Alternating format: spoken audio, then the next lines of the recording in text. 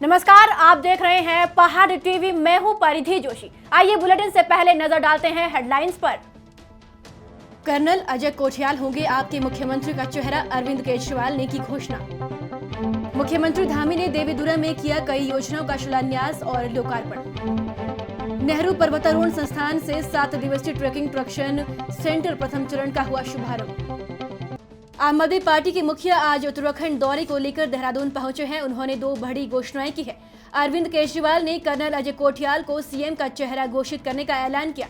वहीं उत्तराखंड को आध्यात्मिक राजधानी बनाने की बात कही है। इस मौके पर कर्नल अजय कोठियाल ने अरविंद केजरीवाल का धन्यवाद करते हुए कहा कि वो उनकी आशाओं पर खरा उतरेंगे।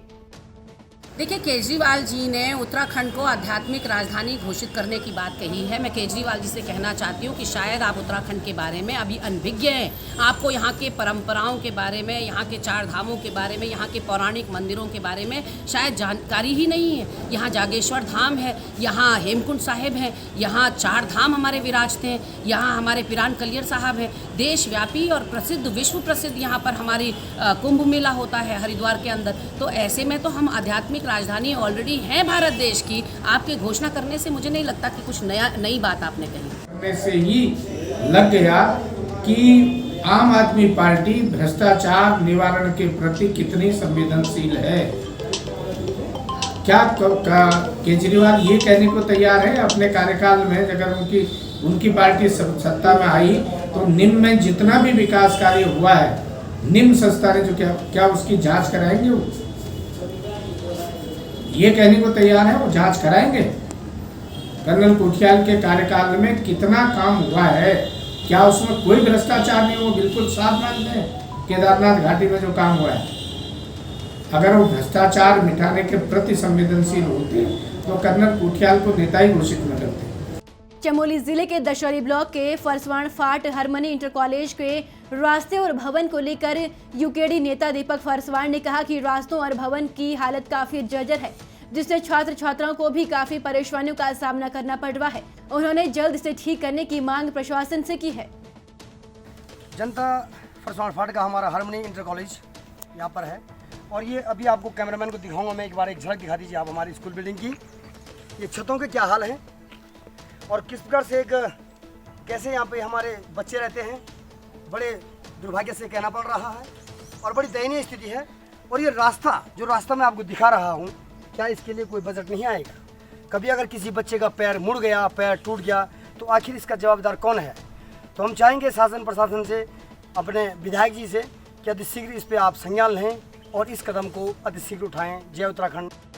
उपनर कर्मियों के मुद्दे का कोई समाधान न निकलने पर मंत्री गणेश जोशी के आवास पर घेराव किया। आपको बता दें कि उपनर कर्मियों द्वारा 56 दिन की हड़ताल के बाद इनके वेतन आदि मामलों को लेकर बनी कमेटी ने 2 महीने बीत जाने के बाद भी कोई फैसला नहीं किया, जिस पर एक बार फिर उपनर कर्मियों द्वारा हड़ताल की चेतावनी दी गई है।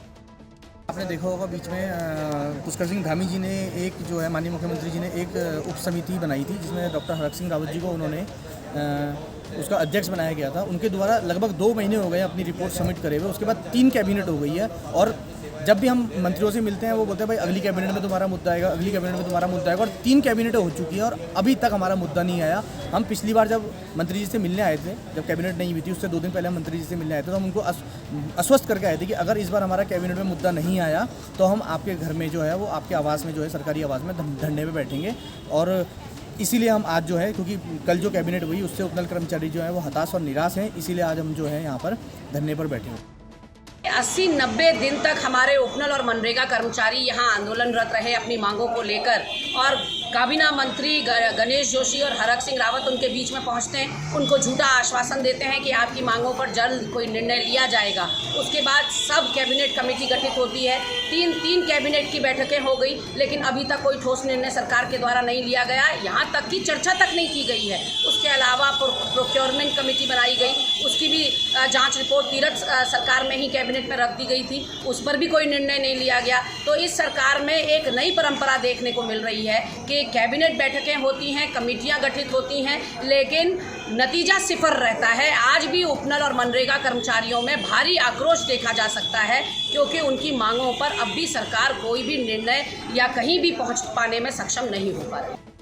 आज जहां दिल्ली के सीएम अरविंद केजरीवाल जॉली ग्रांट एयरपोर्ट पहुंचे और उत्साहित कार्यकर्ताओं ने आम आदमी पार्टी और केजरीवाल जिंदाबाद के नारे लगाए, तो वहीं एयरपोर्ट के बाहर लगा पोस्टर आम आदमी पार्टी का मुंह चुड़ाने का काम कर रहा है, जिसमें गो बैक केजरीवाल के नारे के साथ भारत के वीर सैनिकों पर सवाल खड़ा करने वाले केजरीवाल जैसे नारे लिखे हैं। स्वतंत्रता दिवस सैनिक स्कूल घोड़ाखाल के लिए ऐतिहासिक रहा। 9 जून 2022 को मेजर अरुण कुमार पांडे को जम्मू कश्मीर में आतंकवादियों से मुठभेड़ हुई। उनकी टीम ने 2 आतंकवादियों को निष्प्रभावित कर दिया। इसके लिए मेजर अरुण कुमार पांडे शौर्य चक्र के लिए स्वीकृत किए गए। मेजर सतीश कुमार गुप्ता 2002 से 2009 को सोफिया में आतंकवादियों के साथ मुठभेड़ के साहस दिखाने के लिए सेना मेडल दिए जाना स्वीकृत किया गया। प्रधानाचार्य Sainik school Ghorakhal colonel doctor Smita Mishra ने बताया कि डिप्टी एसपी प्रवीण चौधरी को गुजरात पुलिस में सराहनीय सेवा के लिए राष्ट्रपति मेडल के लिए स्वीकृत किया गया है और समस्त विद्यालय परिवार ने गर्व और हर्ष व्यक्त करके छात्रों को शुभकामनाएं दी।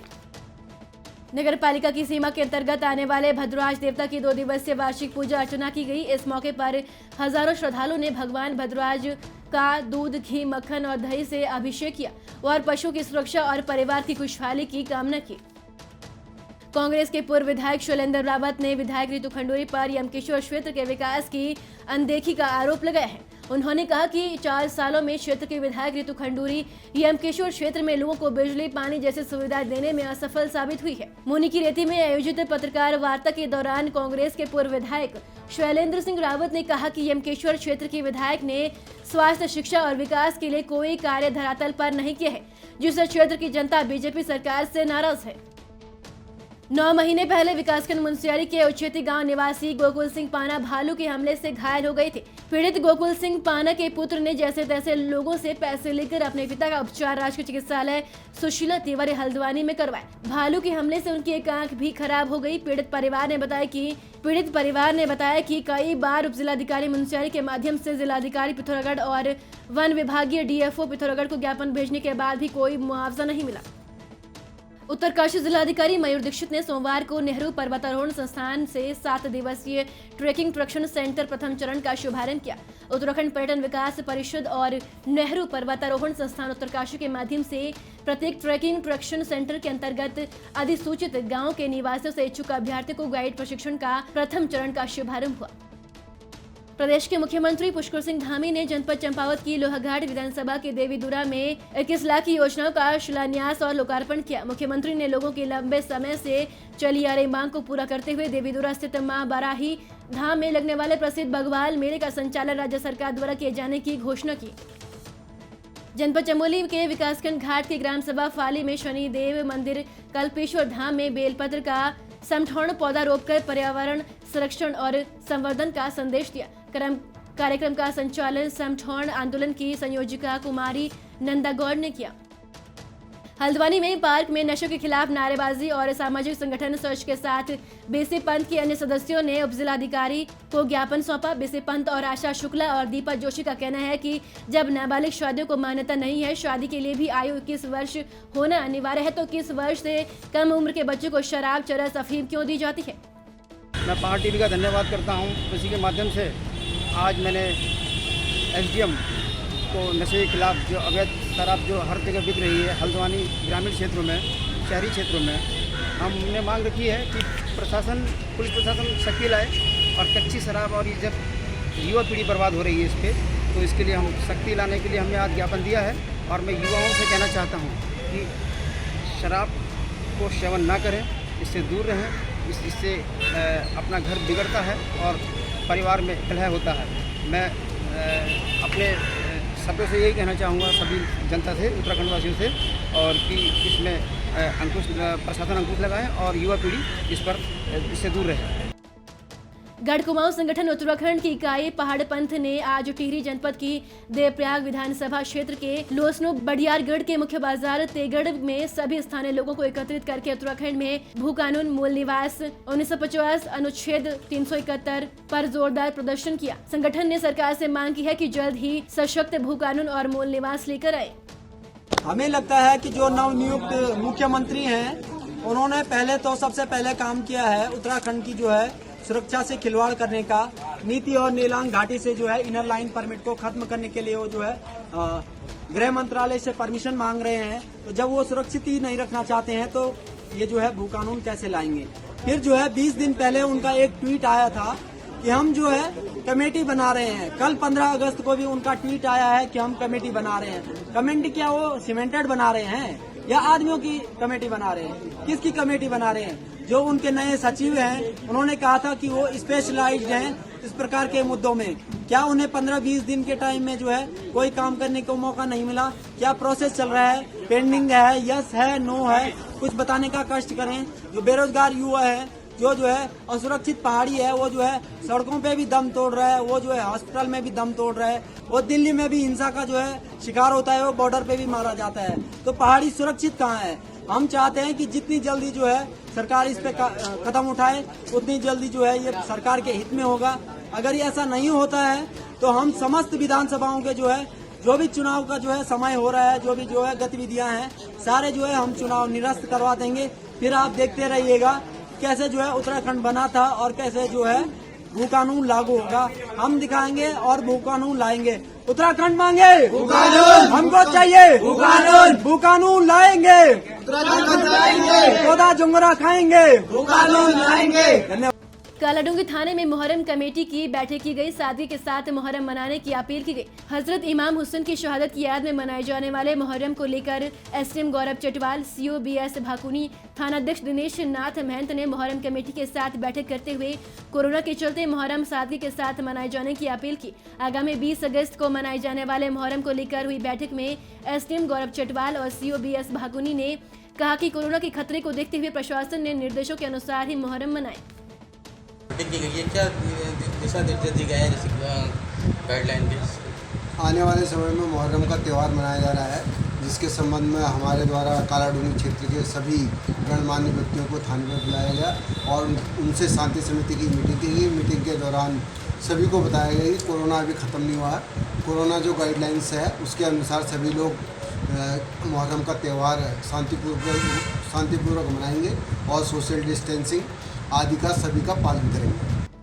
जो है यहाँ थाना परिसर में जो है मुहर्रम को लेकर के एक मुहर्रम कमेटी की जो है बैठक आयोजित की गई, जिसमें जैसे पिछले साल की बात ही इस साल भी मुहर्रम मनाने का निर्णय लिया गया, क्योंकि कोविड काल अभी समाप्त नहीं हुआ है। उसी के मद्देनज़र हमें जो शासन के द्वारा, प्रशासन के द्वारा जो निर्देश दिए गए हैं उन्हीं के तहत हम जो है मुहर्रम मनाएंगे सादगी के साथ। इसमें जो है जुलूस वगैरह की जो है उस पर पाबंदी है, इसलिए जुलूस जो है स्थगित कर दिया गया। इसलिए हम जो है जो मुहर्रम मनाने का जो है निर्णय लिया गया, सादगी के साथ जो है मुहर्रम का त्यौहार मनाया जाएगा। उत्तराखंड की बड़ी खबरों में फिलहाल इतना ही। बाकी अपडेट के लिए हमारे साथ बने रहिए और देखते रहिए पहाड़ टीवी।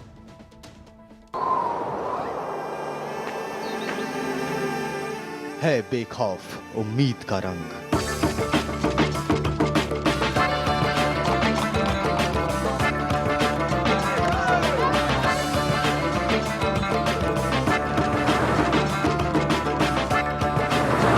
है आस्था भी।